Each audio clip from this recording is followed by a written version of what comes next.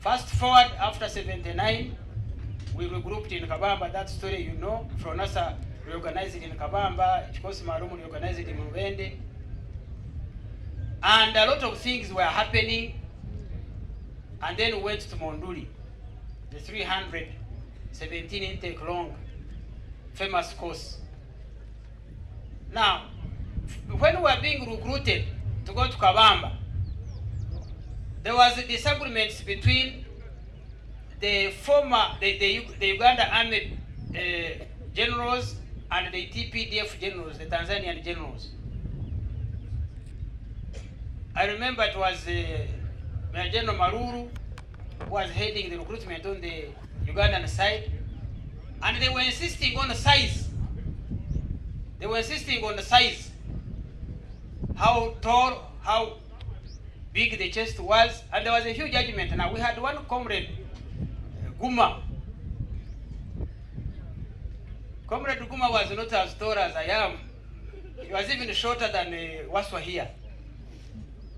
So there was an argument between the Tanzanians and the former the UNLA generals, until one Tanzanian captain said, wacha tuende kwa shaba. Kwa hao wawili mfupi na mrefu, nani atakuwa shaba nzuri? And that helped us. Guma ended going with us and a few other people. When we were in Monduli, you see the background of this whole history. I liked what Ndugu Chanda shared yesterday. He was filling in many gaps.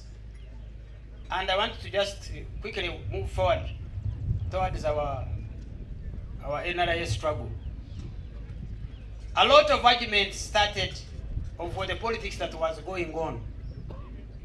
And as early as then, we started seeing, because of the ideological training we had got in Fronasa, we were able to analyze what was going on and where Uganda was going. And we had an opportunity. That's why I'm saying you are lucky to have this opportunity of these few days for us to sit down, even as we are sharing here, is what we are, the most benefit is this sharing we are having. We should be able to focus our minds better. So the time we spent discussing during the training in Fronasa, the time we were in Kabamba after reorganization, more so the time we spent now in Monduli as a group, we actually had clear divisions. There was the group of the Chikosi Maram and the group of Fronasa, and we had different ideologies because of that preparation. And when we came back, deliberately, the people who were deploying, what Ndugu Chanda was telling you yesterday, they deliberately scattered us out of Kampala.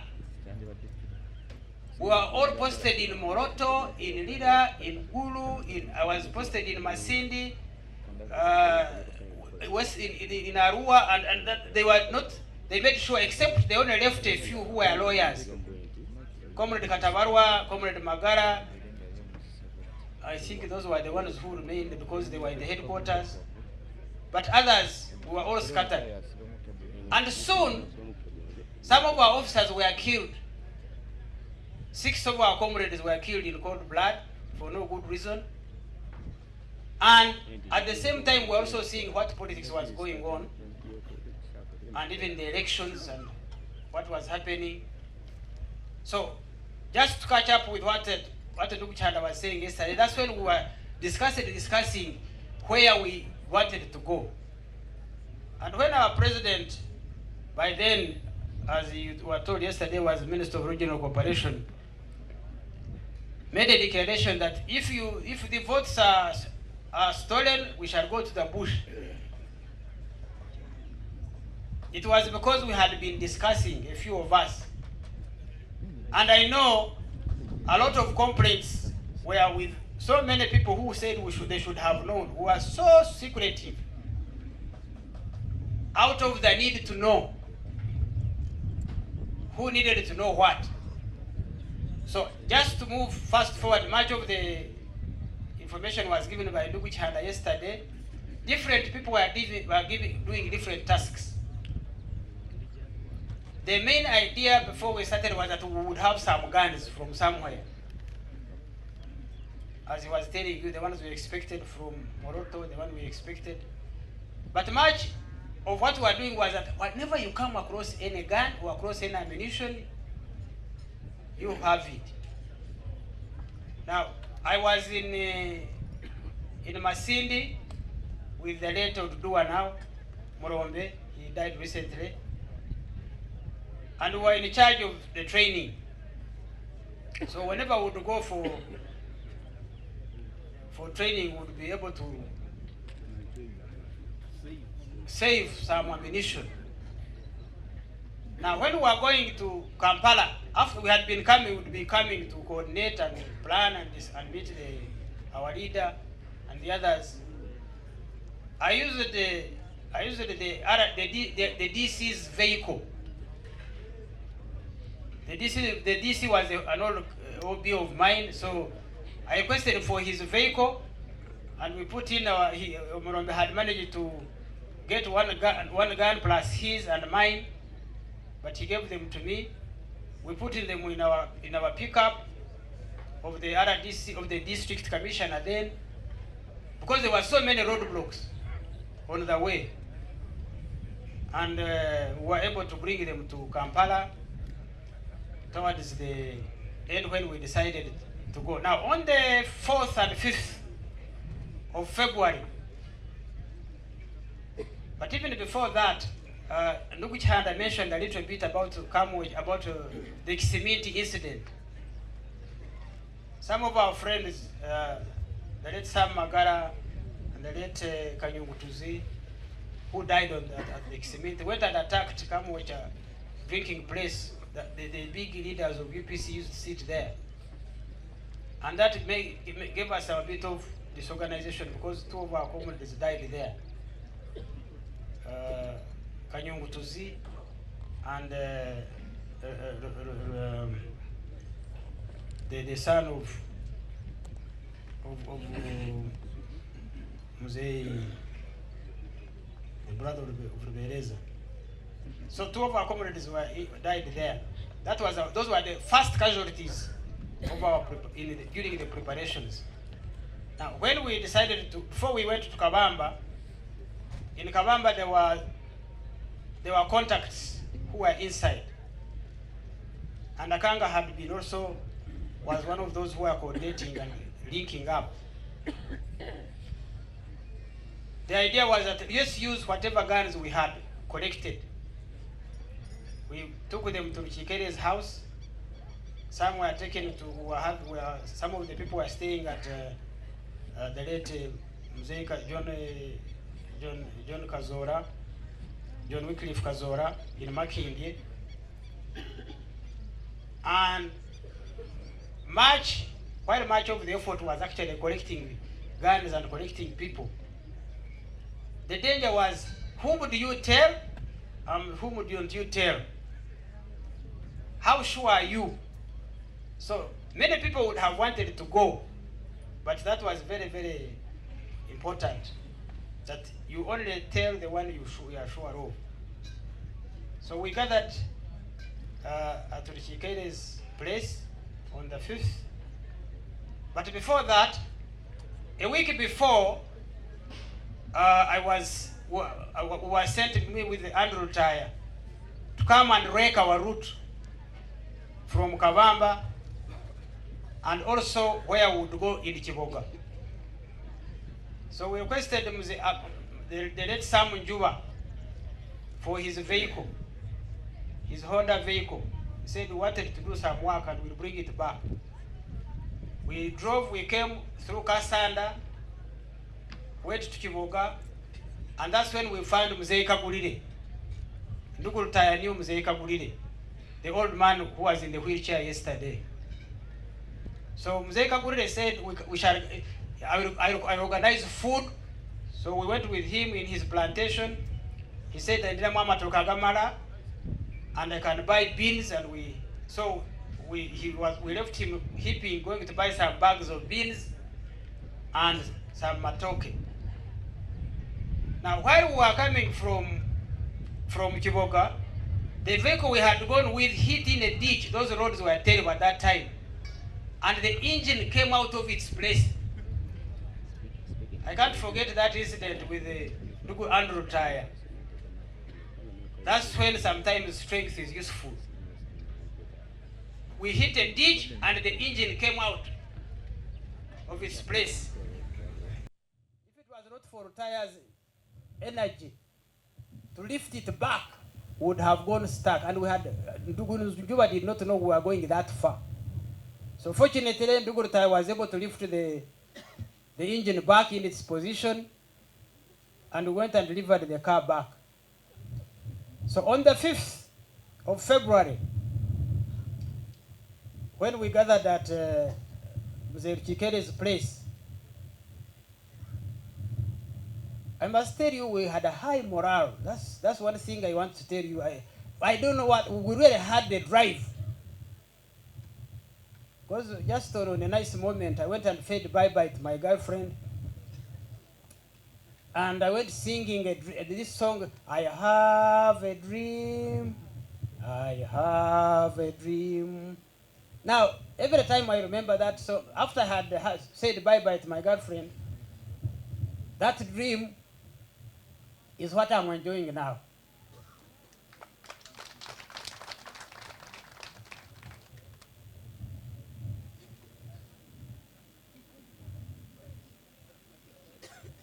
Yes, it was a bye-bye, but because yesterday, after we finished the hill, I've been writing my book, and I've been having different titles to give it. But yesterday, what came to my mind as could be my title was Surviving for a Good Cause.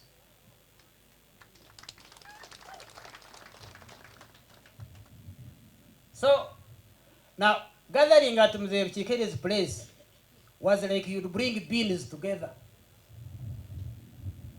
There was no organized arrangement like you are organized now, that you are in companies, that you have this commander, no. We were just gathering there.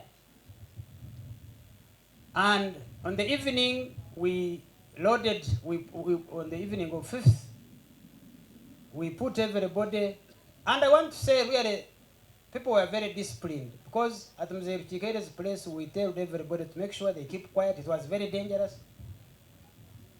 And we were able to stay at his place, and those who were at Mzee Kazora's place, which was not far, we also ended up there. And Ndugu Andrew Taya brought a lorry, a truck, and we had got a pickup also. Now, when we had finished putting everybody in the lorry, there was no driver for the pickup. The one who was there, I don't know what, I think it was mainly Andrew Tai who was driving it. But since he was now going to drive the lorry, which he had got from a friend, we didn't have a driver for the pickup. And that's when we got to Rutarago. He said, I can drive. And we just trusted his confidence. So he entered the front car. Now, when we were finishing, when everybody was getting into the lorry, I was worried about Mzee Chikere's family, if any trace was left behind. Because I suspected that if they may trace back or whatever, they may come to the house, and if they find guns or bullets. So I went back to check the place. And the lorry took off. So I ended up going on the pickup, in which Yoweri Museveni was in front with Sam Magara, and I went on the pickup behind with 2 other soldiers, I think Suicide and another person. Our RV was supposed to be Rumegere. Rumegere is a junction between Remiyaga, Ntusi, and Kabamba Road. But there was a tank which had been hit during the 79 war. That's what we had said when he goes to stop. as a sign where we would find him. So we came following in the pickup. When we reached Nyendo, the pickup got a puncture. And that was really the very dangerous thing. We didn't have a spare tire. So our leader said, I have a friend in town, in Masaka town, Mzee Yondo, the father of late Lumumba. So we walked from Nyendo on foot. We walked up to the town. And when he got there, he told him we are going for a party, but our vehicle got a problem. And the old man gave us his 404 car. So we entered it, left our pickup there with the Tarago, and followed our truck. We reached the Mejere and passed and found our truck was still waiting there, like Chanda was telling you yesterday. He thought I was with them, but I was not with them. Now, at that time, as I told you, we had just put people in the truck. We had then our leader said, now let's form sections. So I had the responsibility to write. I started writing down the names of each section by section, and their commanders, and then requested each commander to brief his section on the task. Section 1 was by Sam Magara, who were to attack the Amara. Section 2 was mine, which was to capture the quarter guard. Section 3 was Hannington Mugabe, who was to take the quartermaster's stores. Section 4 was Chanda to capture the signal center. Then there was a commando section of pistols of those who had gone to Cuba, which was led by Fred Rijema, which was supposed to take cover of the officers' quarters. And they were only using pistols. We had about, I think, 6 pistols.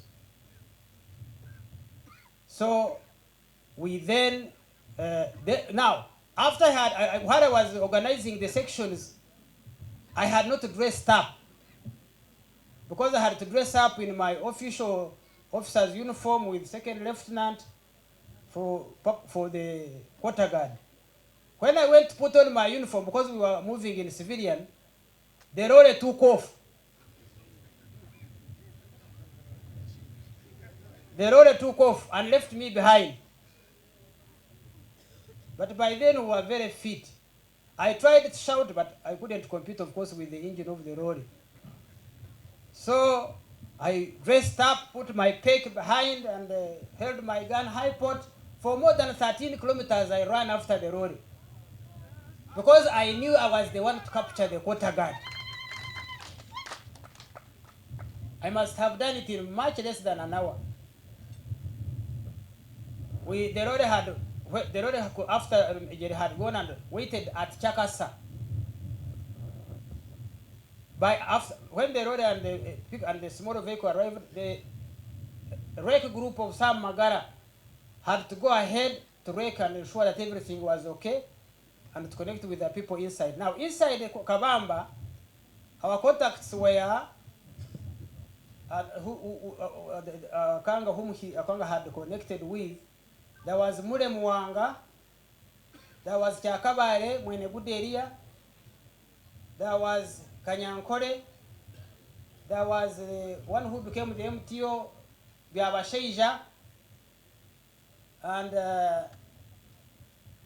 JJ was in the know. But we knew that JJ would be at the master parade with the recruits.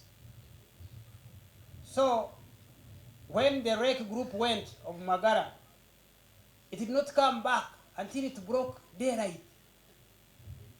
And we were getting worried. But just to tell you what happened, so when I ran from where they left me and I reached near Chakas, I was worried.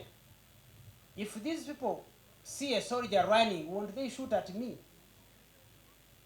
So I said, what do? I said, okay, let me walk as if I am a soldier coming from pass, going to, and if they just say, if I don't think they will shoot here. So I walked slowly.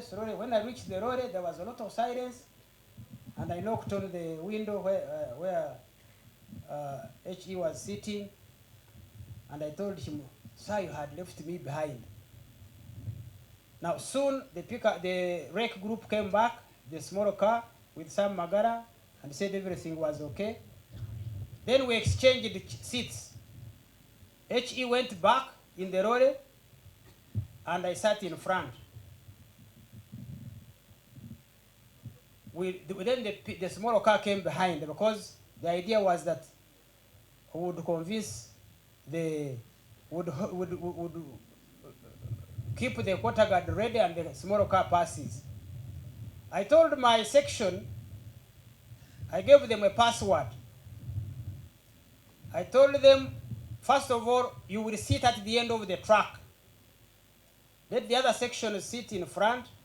You sit at the end of the track. You should be the first people to get out. My 2IC was Kasasra. So they sat at the end of the back. I sat in front. And when we reached the quarter guard, first we stopped at the officers' quarters, the section of Wigema, of the pistols. We first stopped above the officer quarters, just across.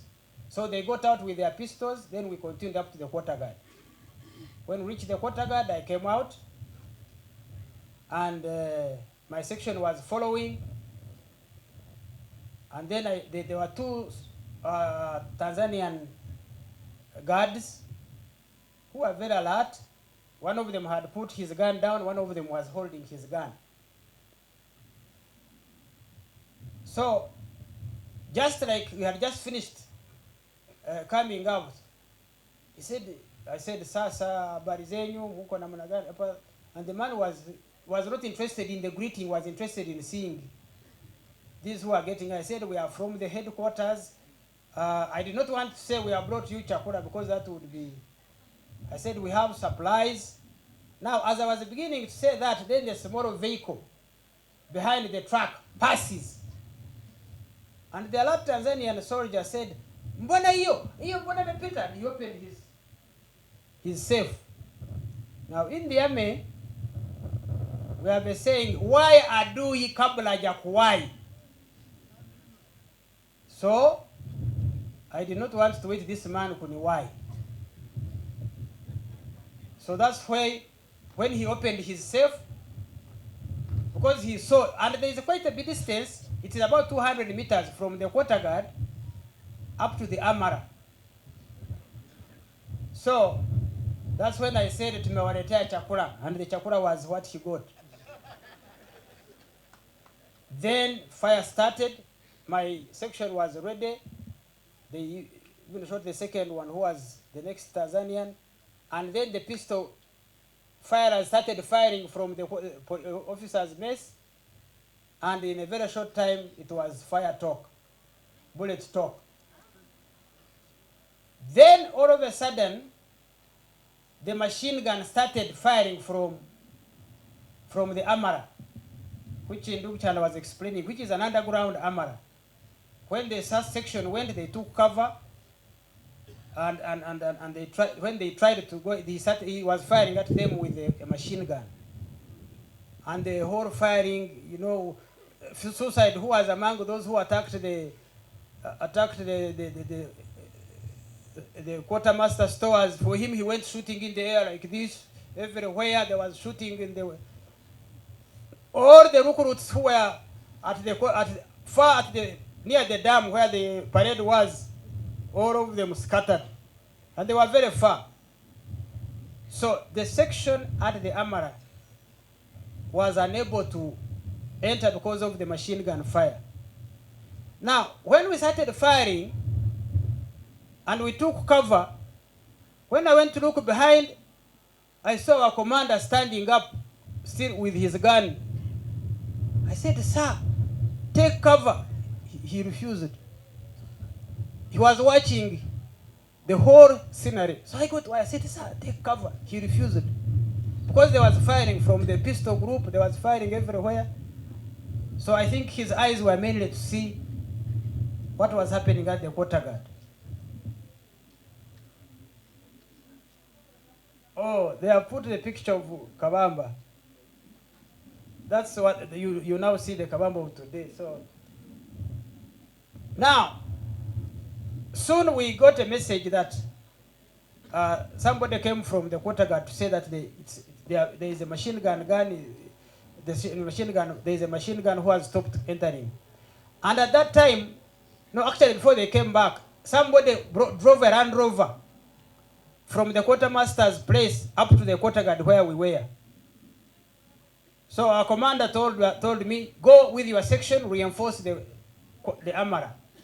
So we drove towards the Amara, left the car behind, then joined the section of Magara, and then we tried to fire again.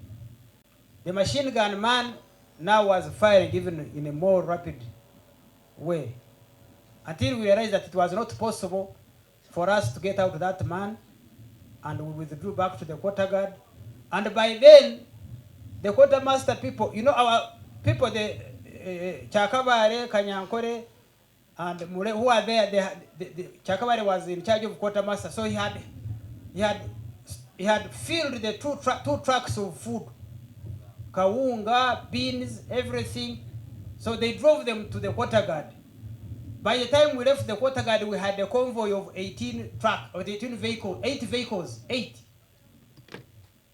And that's when the decision was taken that it's now not possible to get the arms, and we had just picked a few from the signal center, from the quartermaster, and the ones, of course, of the Tanzanians at the quarter guard. And while we did not take the guns, but I think the trumpet was done. The success of Kabamba 1 was that it blew the trumpet that the war had started. Now we left in a real dangerous speed, and it was very dusty. The speed at which we were driving was very good. So that's when we drove and continued, just to cut the story short, up to Sunga. When we reached Sunga, we got the police station there. We got another PG from the police station, continued to Twete, and then to Chuboga.